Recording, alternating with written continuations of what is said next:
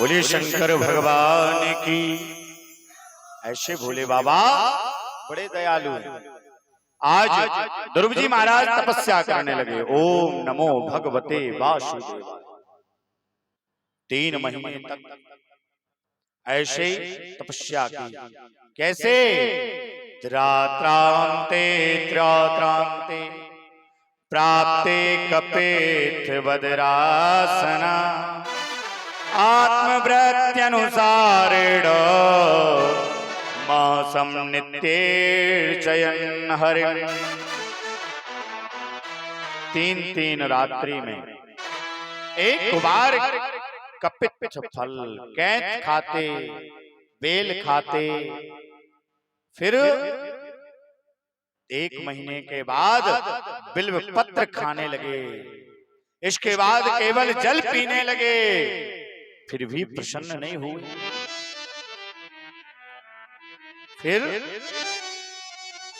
वायु सेवन करके रहने लगे।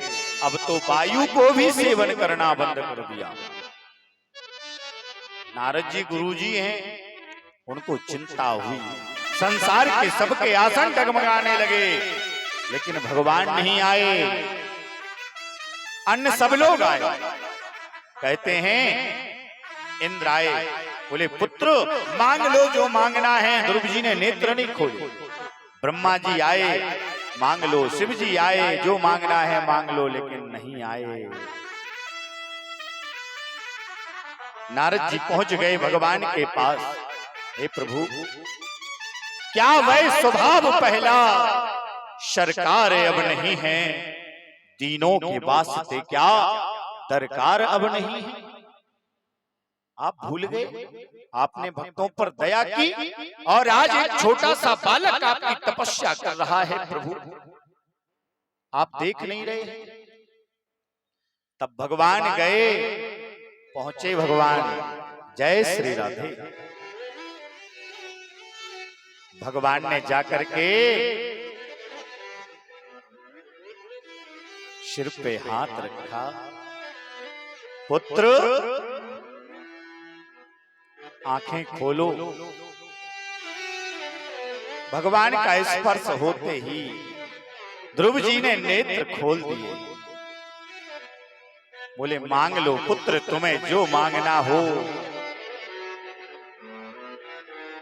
अब एक बात बताओ, यदि कोई बड़ा अधिकारी या नेता आ जाए ना, तो भी एक अच्छा समझदार व्यक्ति भी तुरंत कुछ बोल नहीं सकता।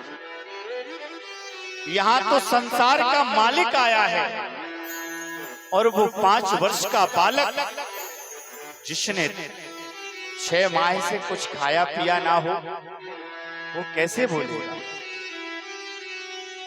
नैवं विदामो भगवन् प्राणरोधम् चराचरस्याखिलु सत्त्वधाम्ना। उसने कुछ नहीं खाया। भगवान ने अपना 5 जन्य शंख लिया। शंख लेकर के ध्रुव जी के कपोलों पर स्पर्श कराया। शतम विवक्षन्त मत विदम हरे ज्ञात्वास सर्वसचर दिवस्थिता कृतांजलिं ब्रह्ममयेन कम्बो नापस्पर्शो बालम कृपया कपोले। भगवान की कृपा हो जाती है तो क्या होती है? ये मूकम करोति वाचालम पंगुम लंघयते गिरिम यत्कृपातमहं वन्दे परमानंद माधवम। गूंगे भी बोलने लगते हैं, लंगड़े भी पहाड़ पार कर जाते हैं। ध्रुव जी महाराज बोलने लगे, स्तुति करने लगे, हाथ जोड़ करके। योन्ता प्रवेश मम वाचिमिमां प्रसोक्तां संजीवयत् खिल शक्तिधरा स्वधाम्ना। अन्याच हस्तचरणा श्रवण त्वगादे प्राणान् नमो भगवते पुरुषाय तुभ्यम्। भगवान की सुंदर स्तुति की। भगवान ने ध्रुव जी को गोद में बिठा लिया। ध्रुव जी मांग लो जो मांगना है। ध्रुव जी ने कहा, अरे प्रभु, जिसके लिए तपस्या की थी वो मिल गया, आपके दर्शन हो गए और आपकी गोद मिल गई, बस हमें कुछ नहीं चाहिए।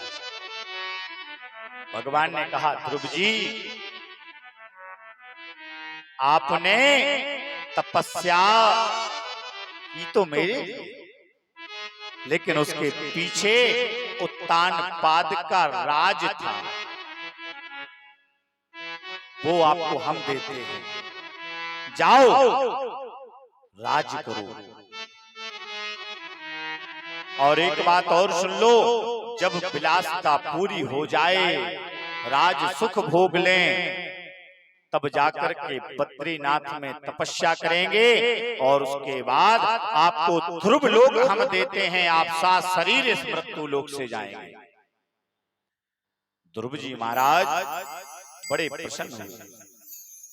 एक बात बताएं, भगवान जिसको जनाना चाहते हैं उसको ही जनाते हैं, वही भगवान को पहचान सकता है और कोई नहीं पहचान सकता। जो जाने तहि देह जनाई, जानत तुम्हें है।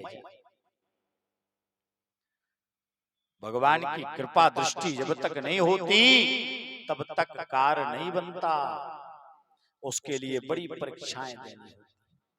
हमें एक साधारण सी नौकरी लेने के लिए 15 वर्ष 20 वर्ष परीक्षा देनी पड़ती है, तब जाकर के एक तुच्छ सी नौकरी मिलती है। और हमें उस परमात्मा का पद प्राप्त करना है, उसकी शरण प्राप्त करनी है, तो क्या छोटी मोटी परीक्षा से काम बनेगा? नहीं बनेगा।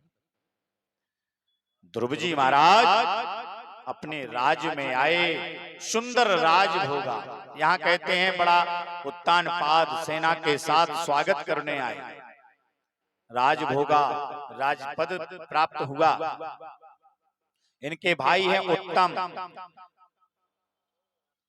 उत्तम ने आगे चल करके एक जंगल में गए और वहां जाकर के युद्ध किया। वहां इनका वध हो गया। इस भाव को लेकर के ध्रुव जी महाराज भी यक्षों से लड़ने पहुंच गए। जब यक्षों से लड़ने पहुंचे तो इनके अधिष्ठात्र आए। कुबेर जी महाराज ने कहा, देखो ध्रुव जी, अरे आपके भाई ने कोई अपराध किया इसलिए उनको मारा दिया गया, अब आप भी उनके जैसे हो जाएं। हमें कोई एक चांटा मारे हम भी उसको मारे, वो 2 मारे, हम 1 गाली दे वो 2 गाली दे, फिर अंतर क्या रहा? अरे आपको तो भगवान की प्राप्ति हुई है। लेकिन यहाँ एक बात कहते हैं संत लोग,